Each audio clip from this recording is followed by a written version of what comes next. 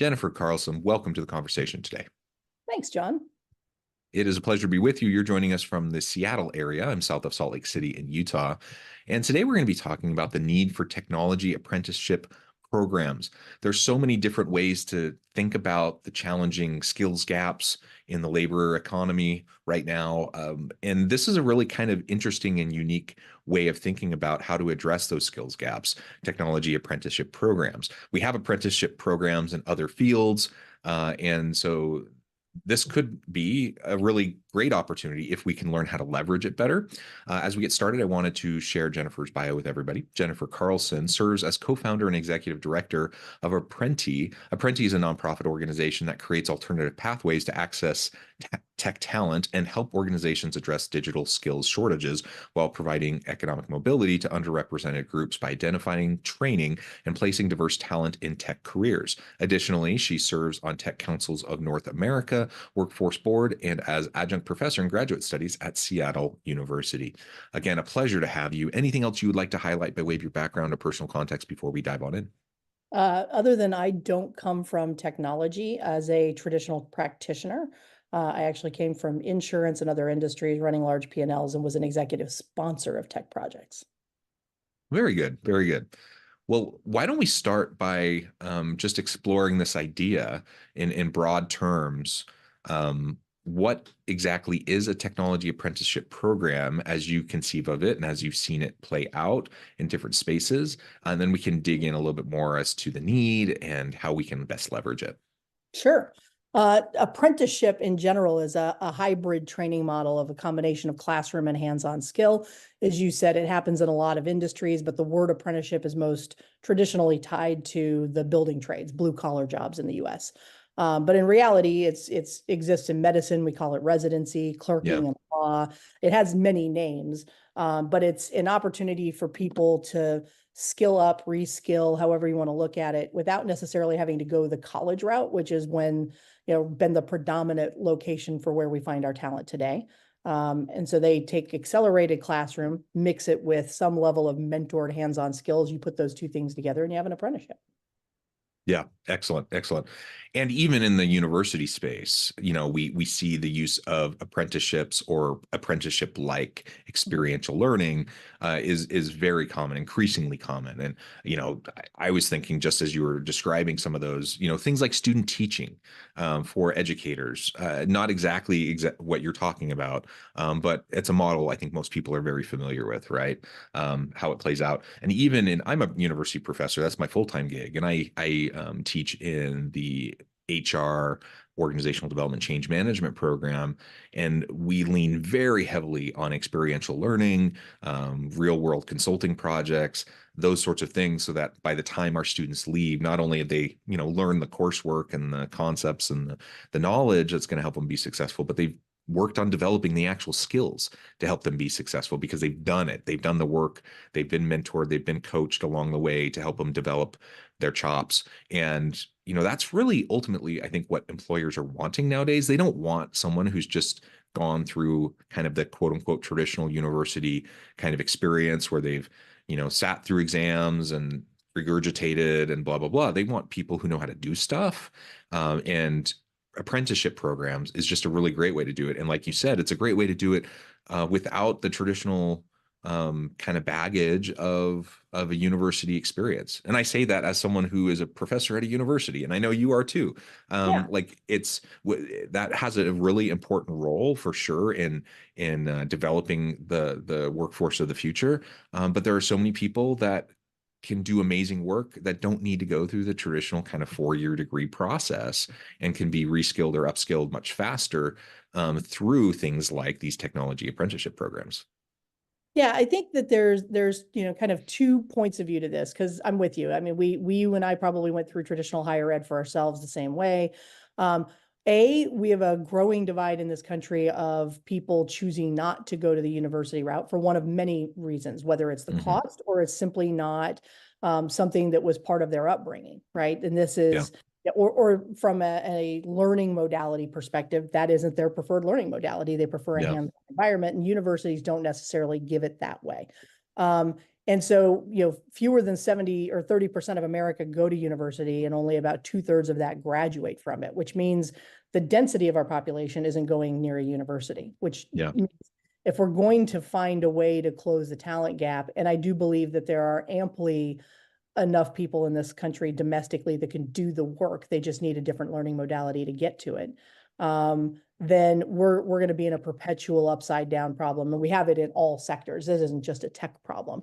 Yeah. The other half of this equation is it's not about replacing the baggage, as you called it, the university track. It's let's put the emphasis where it belongs. And we've made a mistake since the 80s in this pivot towards universities and colleges and four-year degrees being what we perceive to be as the gold standard, and saying you have to have one. And now we've put that requirement or limit on every job in tech, even customer service and entry-level jobs. And the reality is a lot of the jobs in tech don't require that.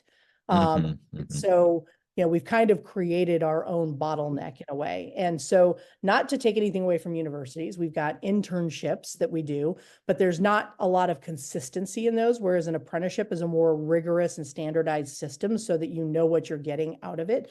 And if somebody has completed an apprenticeship in technology as a software developer in company A, and they change to an industry in another company, but it's for the same kind of job, the core functions of those jobs stay the same. Right? They look more like an electrician than we think, because the current runs the same way for everybody. Well, writing Java looks the same virtually for everybody, with distinctions made for HIPAA compliance if you're doing it in healthcare versus financial services compliance if you're doing it in high finance. But the core still looks the same. Well, that's what an apprenticeship does, whereas an internship, which is what we're used to, doesn't necessarily do that. You may go to an internship for 6 months and do 6 different things for a month, or an internship for 6 months and do one thing for 6 months. And there's no consistency to that for companies to be able to consume. And then the bigger issue is we have a limit, and we have hit that limit. We only graduate 85,000 computer science degrees, which is the preferred degree for this sector, a year at the 4-year level. We're opening hundreds of thousands of jobs annually. There's no way to close that gap. We left over 1 million jobs open last year. College alone can't close that. So we're going to have to find a parallel path and create another way in. And the best way to design that is not, yes, there should be some increased capacity on the university side, but there also needs to be a pathway for people where university just isn't part of the journey. Yeah, and one of the things that I really appreciated about your nonprofit that you do work with is specifically utilizing things like technology apprenticeship programs to reach out to underrepresented groups. And so we know, for example, you just shared a bunch of stats around, college attendance and finishing college. We know that underrepresented groups are less likely to go to college in the first place. And if they do go, they're less likely to complete and to finish. And so in some cases, it's even worse for them to go to college, because if they go to college and they incur all this debt and then they walk away a couple years later, there's all the opportunity costs of all the time invested plus all the debt, and they're no closer to having any credential to help them be successful in the workforce. And that's one of the, I think, pretty valid critiques of higher ed right now, is we have to find a better way to serve diverse populations, and these types of apprenticeship programs really open up opportunities and reduce barriers to entry, I think, for a lot of individuals who otherwise might not be best served through a traditional 4-year kind of education. Agreed. And the good thing about this, and we designed it this way from the get-go, there's no cost to the people coming through the program. So the education and the training cost is right now being borne, frankly, by state and federal government with the employer. And so they're getting through the classroom training to get the fundamentals for the specific job that they're going to go into as an apprentice. And they're getting that training at a level that the employer needs. So we're able to modify the curriculum to meet industry requirements, as opposed to the way curriculum has been historically done, which is, due to accreditation, it has to hit a certain bar, but also doesn't change and evolve very often. And so this allows us to find best of breed in the moment and find the training provider that can deliver what the employers need at today's standard quickly, but also at a depth of knowledge that, frankly, more often than not, they're coming into the job farther ahead on the curve than fresh out of college grads. What's missing is that the college grads get the fundamentals of theory that they don't get in an accelerated classroom environment on the apprenticeship side. So the two sides are almost complementary. Yeah. Less hands-on on the university, but theory is there, and more hands-on without the theory on the apprenticeship side. And we even ask employers if they have the means or if they're enterprise level to match the two together when they come in, so that they can be mentoring each other and not just rely on the mentor who's full-time in the job to help them. Yeah. Yeah. I love that. And to not, lest we come across as like really being negative towards higher education, of course, I want to dispel that. I'm a big believer. I'm a full-time university professor. Have been, on the tenure track and a full professor now for 15 years. And so it's hugely important, but you're highlighting, some of the gaps at quote unquote traditional university type experiences, right? Yep. And what I've seen, so I'm at a regional teaching university, Utah Valley University, south of Salt Lake City. We are open enrollment, meaning we serve everybody, anyone who comes, which I really love the mission of the university. We're trying to reach underrepresented individuals and to help them be successful, meet them where they're at, and help them to achieve. And perhaps it's due to our mission, perhaps it's due to our open enrollment kind of approach. But we have kind of deeply embedded in our DNA this idea that we have to really create career-ready individuals, people that have tangible skill sets. So kind of marrying the two, like you were just describing, taking the theory with the practice, more experiential learning, and really building that, embedding that throughout the programs. And I'm just a huge believer in that. And I would love to see more universities go that direction. Because I think we just better serve those people that we take in. Now, that said, again, coming back to this idea of apprenticeships, some people, it's just not in their best interest to go, take time out of work and go take a full-time 4-year degree kind of traditional university experience. And so these types of nationally registered apprenticeship programs and technology can really be a huge help. Can you walk us through kind of the nitty-gritty of what that looks like, what those experiences often entail? Perhaps either there's people listening today who could see that as valuable for themselves or for, their loved ones, or perhaps, a leader who's listening might think, oh, this might be a new approach that we should really explore in trying to attract and retain top talent and reskill and upskill our workforce. Sure. Yeah. So apprenticeship is a job, first and foremost. So the classroom training is 20% of the apprenticeship. So you're looking at, several hundred hours over the course of an apprenticeship of learning time in a classroom environment, which could be, in our case, virtual.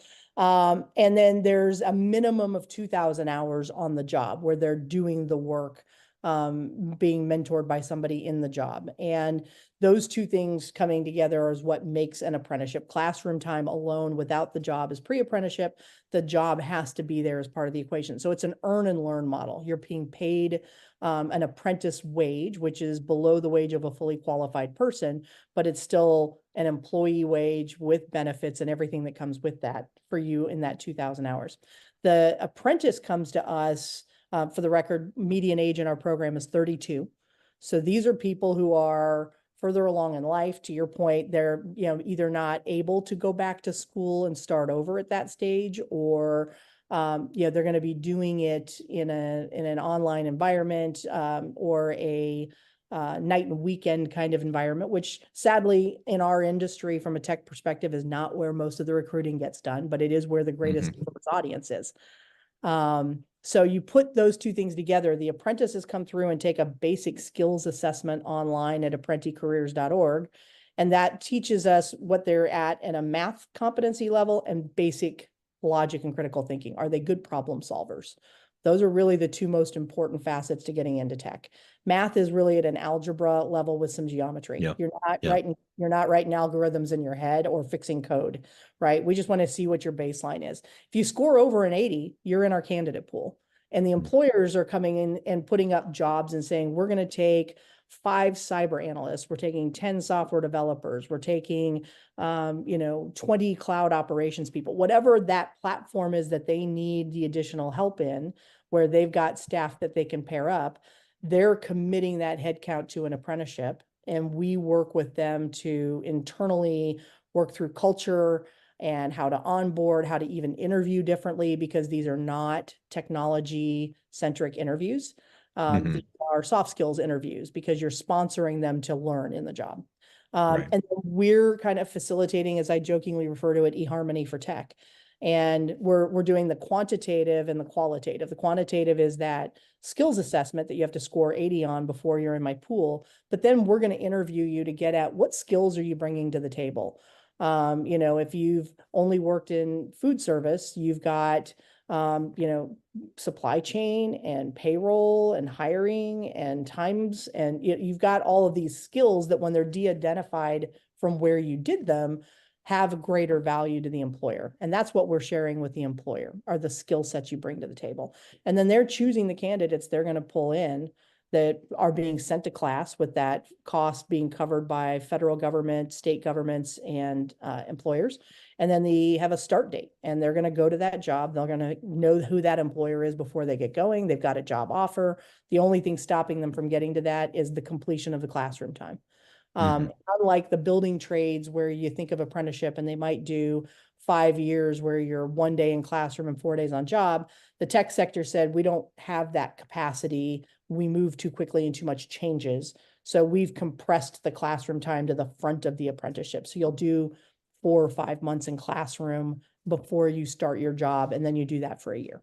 And then at the end, 88.5% of them stay with their employer of record and are full-time employees at full rate, and are now in the sector, and they're overlooking or doing away with, let's say, the college degree requirement. You've now proven that you have it, call it a 1-year audition, right? You've now proven that you can do the work, you know their systems, you know how they operate, you've been ingrained in their organization, and they're happy to keep you. That's their whole point in doing this, is it's a train to retain model for employers to cultivate new talent.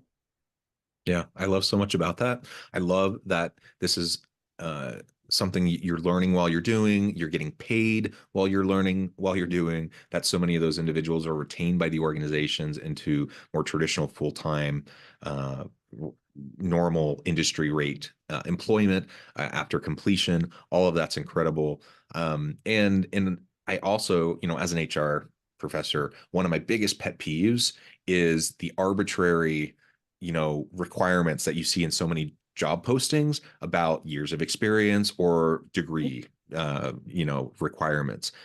Is it necessary sometimes to have a college degree? Sure. Is it necessary sometimes to have 3 to 5 years of experience? Sure. But what you end up seeing in like almost every job posting is, like, by default, they say 4-year degree and 3 to 5 years of experience. And then you're just like, well, what in the world is anyone supposed to do? It's just so How do I dumb. get it if I can't get it? Yeah, it's just so dumb. And so you're artificially reducing your candidate pool by having those types of requirements. So I'm really happy to see that many organizations are really challenging the status quo on that, and pulling back and recognizing, oh, does it actually matter? If it does, great, keep it. But if it doesn't, then let's pull it back, and that will allow us to hire a much more diverse workforce, and meet the skills gaps that we have. Because like you said, you know, we have this huge skills gap. We're not graduating enough people from a traditional university degree program to fill all these jobs. But we have people, like we have tons of people in this country who could do this work if we make it more accessible to them. That's right. There's a huge level of underemployment. Because we focus on underrepresented minorities, women, veterans, persons with disabilities, those are our targets for bringing into this. I will tell you that the number one role or occupation that comes to us are newly separating military, right? They're about to be veterans. Number two, Uber drivers. Like, these are people who have been working and have a desire for something more, but either don't know where to start and can't get going, or don't have the means to just quit and go back and start over. And so, yeah, 31, 32 makes sense for that population to say, okay, it's time for me to kind of settle in and find an actual career. And what's a better way of getting there than through an apprenticeship rather than going to university? From a earnings perspective, just to kind of, you know, give a framework for people to think through, 25% of the people who come to us are unemployed or long-term unemployed. And then of the 75% that have an employment record or are employed coming to us, they're earning just under $40,000 a year. And a lot of them are working 2 jobs to do that. So underemployed. And then in the apprenticeship, the national average, and obviously Midwestern market will be lower and coastal will be higher. You're looking at in the 60s in their apprenticeship, plus benefits and everything that comes with that. And the retained wage nationally is in the mid 80s. So you're looking at 17 months, 18 months going from unemployed or just under 40 to 85 plus. Yeah, incredible. So what would you say to employers who are looking at upgrading their employment by joining the tech space in this way using technology apprenticeship programs? A couple of things. We've learned along the way that you can have all the executive sponsors in the world. But at the end of the day, if it doesn't transcend the entire organization, it doesn't work. And so that where we love to come in and have a conversation with senior leadership about how to become a training organization for yourselves. The first thing I'm going to ask is, what are you doing to address this in your culture and change it throughout your organization? Because if your recruiters, since you're an HR professional, are still only going out looking for the college degree, 3 to 5 years experience, like it isn't transcending, you're not changing your behavior. And so that has to change at every level. And that's the first conversation we're having with companies. If you're ready, or if you're already making a commitment to make those changes, then apprenticeship is a natural next step. Then we can help you operationalize that very quickly. But if you want to have a culture conversation, we will also have that with you first so that you can start the preparation work. Yeah, yeah. Awesome. Jennifer, this has just been a fascinating conversation. Hopefully it's mind-opening for a lot of people who haven't necessarily considered this kind of a model towards reskilling and upskilling and attracting and retaining great talent. We've been exploring specifically in the tech space, but I think the principles here apply to a lot of different sectors and a lot of different job types. And so I think it's really important for us to think creatively and outside the box about how we can meet the skills gaps and demands, of the workforce of today and tomorrow. As we finish up for today, I just wanted to give you a chance to share with the audience how they can connect with you, find out more about your work, your team, and then give us the final word on the topic for today. Sure. So feel free to email me, jcarlson@apprenticareers.org. You are welcome to find me on LinkedIn and ping me there as well, and look for me under Apprenti. Or visit our website, apprenticareers.org, and send me an in-mail through the website if you're interested in learning more. I would say on 2 sides of the coin here, for the prospective candidates, I would say don't sell yourself short. Just because you think tech is hard doesn't mean that all jobs look the same any more than what companies have had to figure out, which is not all jobs are made the same. And so, yes, there are some jobs that require a higher level degree or a PhD in math if you're going to be a data scientist, but not all jobs require that. And so employers look critically at the jobs that have to have a college degree and start looking at classifying those jobs that don't and making them apprenticeship ready. And then on the candidate side, don't sell yourself short. Apply for apprenticeships and go online and watch videos and learn about what a day in the life looks like for each of the roles that you'll see on our site, so that you can understand what kinds of skill sets are being looked for. Because if you're a good problem solver, you might find yourself to be an excellent tech practitioner. Yeah, love it. Wonderful. Thank you so much. It's been a pleasure. I encourage the audience to reach out, get connected, find out more about what Jennifer and her team can do for you. Let's think creatively about tech jobs and tech apprenticeships. And as always, I hope everyone can stay healthy and safe, that you can find meaning and purpose at work each and every day.